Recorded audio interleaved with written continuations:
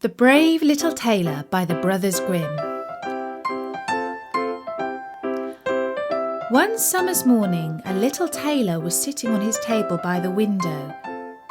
He was in good spirits and sewed with all his might. Then came a peasant woman down the street crying, "Good jams cheap, good jams cheap." This rang pleasantly in the tailor's ears. He stretched his delicate head out of the window and called, "Come up here, dear woman. Here will get rid of your goods." The woman came up the 3 steps to the tailor with her heavy basket, and he made her unpack all the pots for him. He inspected each one, lifted it up, put his nose to it, and at length said, "The jam seems to me to be good. I'll buy a jar." The woman, who had hoped to sell far more jam, gave him what he wanted, but went away grumbling. "Now this jam shall be blessed by God," cried the little tailor, "and give me health and strength." So he brought the bread out of the cupboard, cut himself a piece right across the loaf, and spread the jam over it.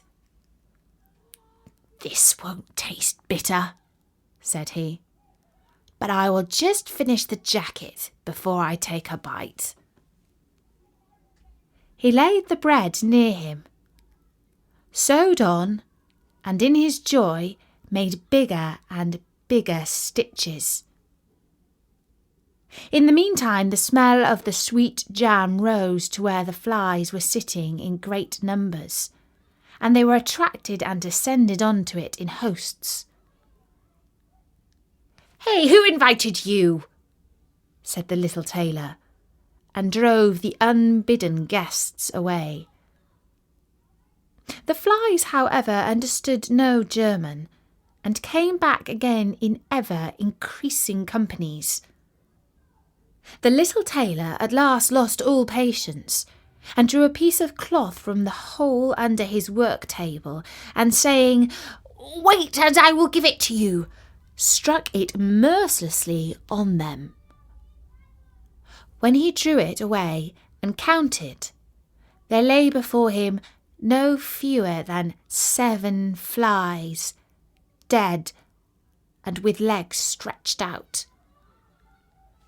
The tailor looked at the flies that he had killed, and could not help admiring his own bravery.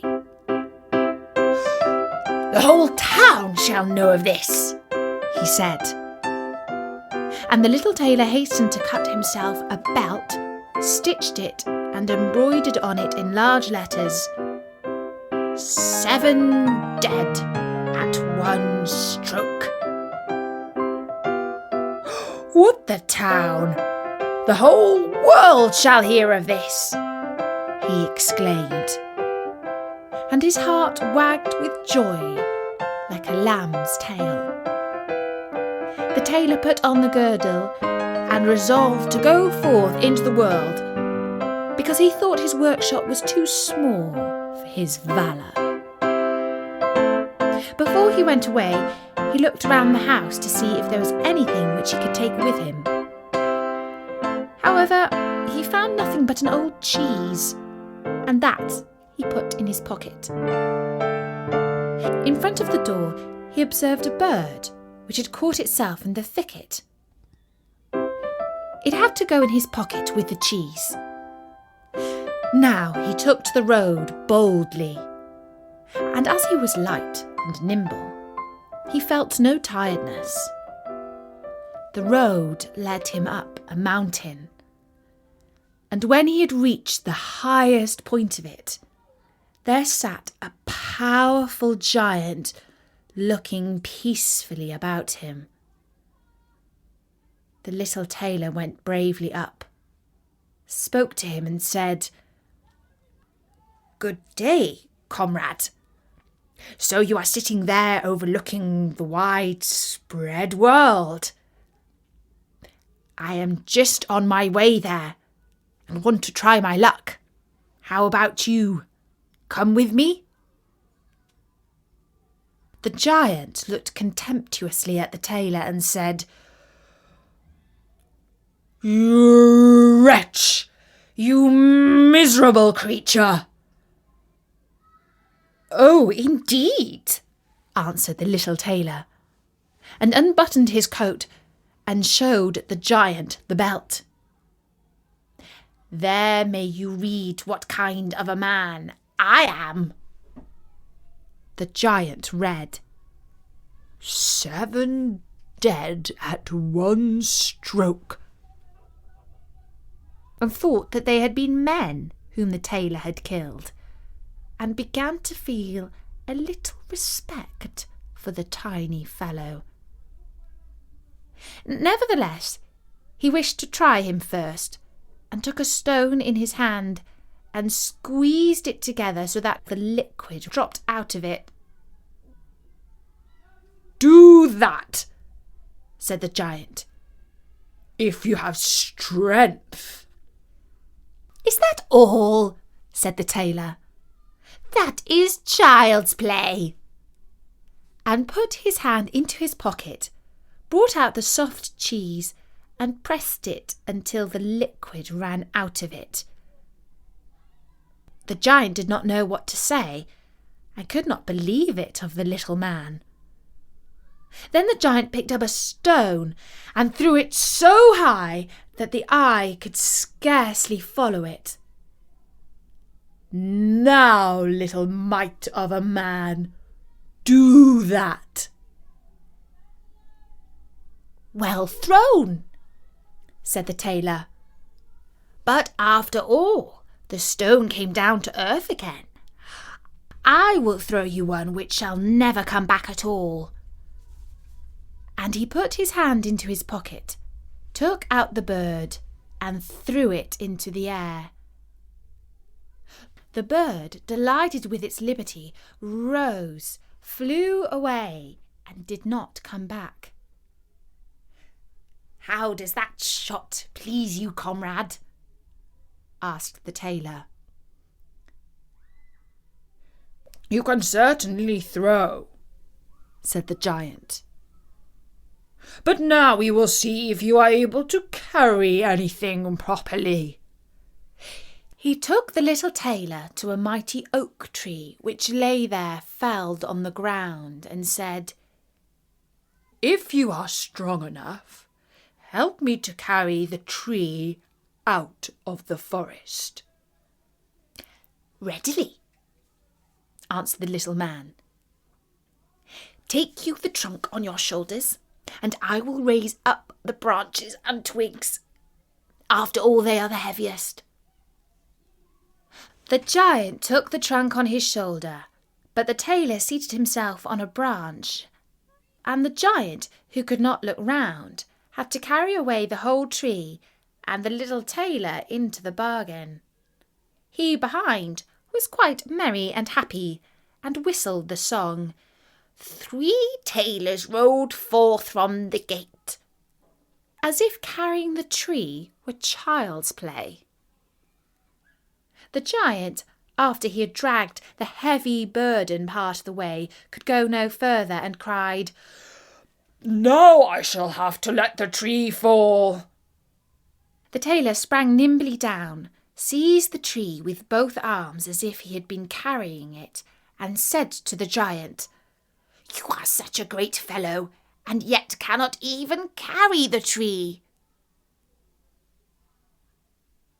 The giant said, "If you are such a brave fellow, come with me into the cave and spend the night with us."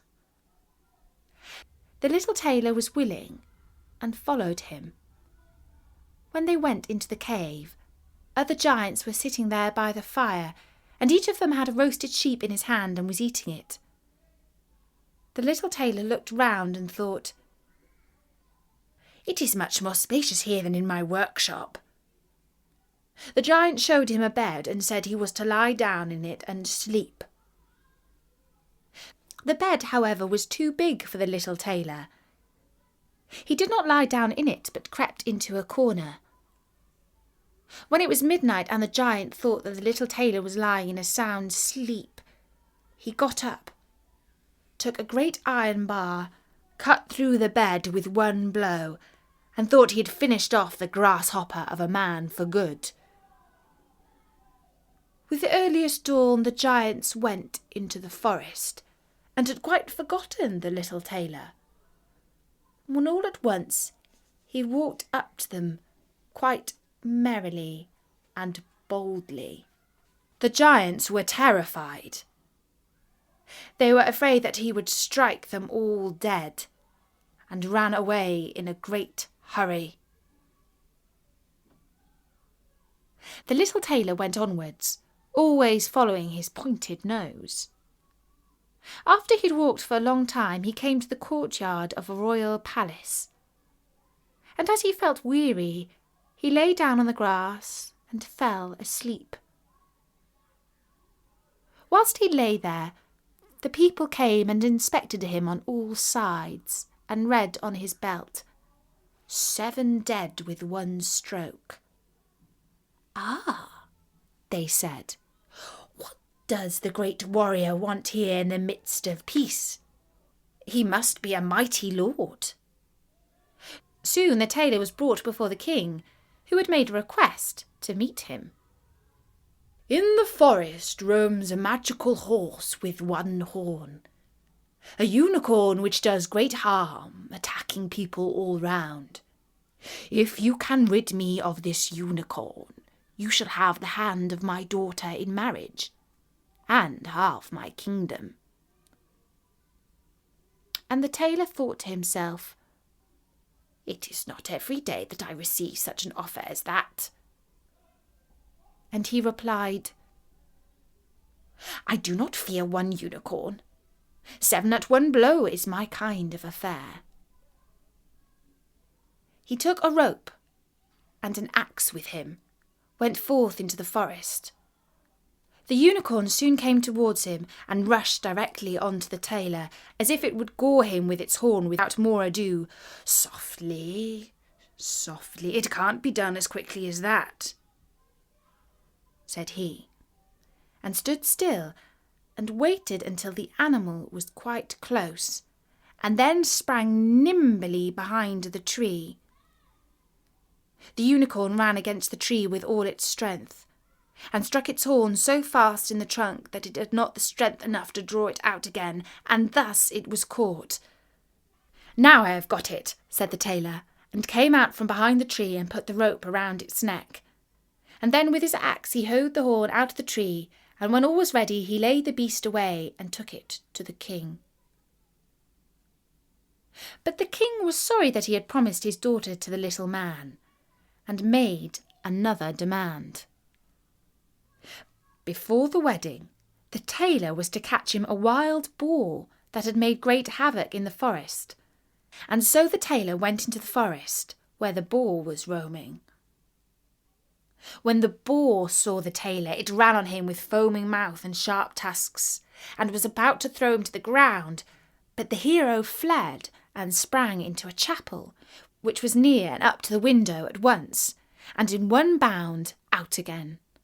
The boar ran after him, but the tailor ran outside and shut the door behind it, and then the raging beast, which was much too heavy and awkward to leap out of the window, was caught.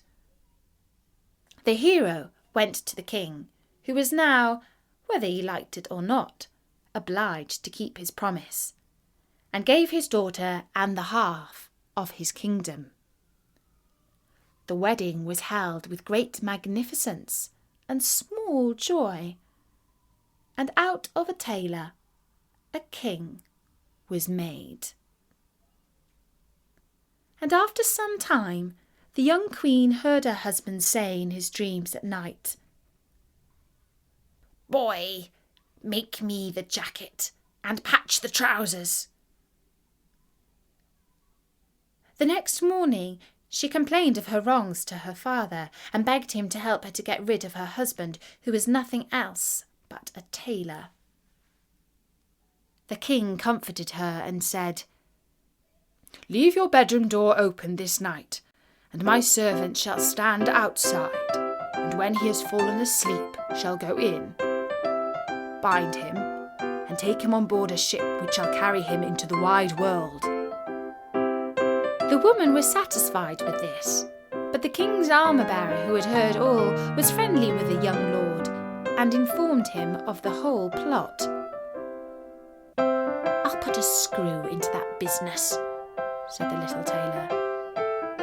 At night he went to his bed with his wife at the usual time, and when she thought that he had fallen asleep, she got up, opened the door, and then lay down again. The little tailor, who was only pretending to be asleep, began to cry out in a clear voice, "Boy, make me a jacket and patch the trousers. I smote 7 at one blow. I bought away 1 unicorn and caught a wild boar. And am I to fear those who are standing outside the room?" When these men heard the tailor speaking thus, they were overcome by a great fear, and ran as if the wild huntsmen were behind them, and none of them would venture anything further against him. And so the little tailor remained a king to the end of his life.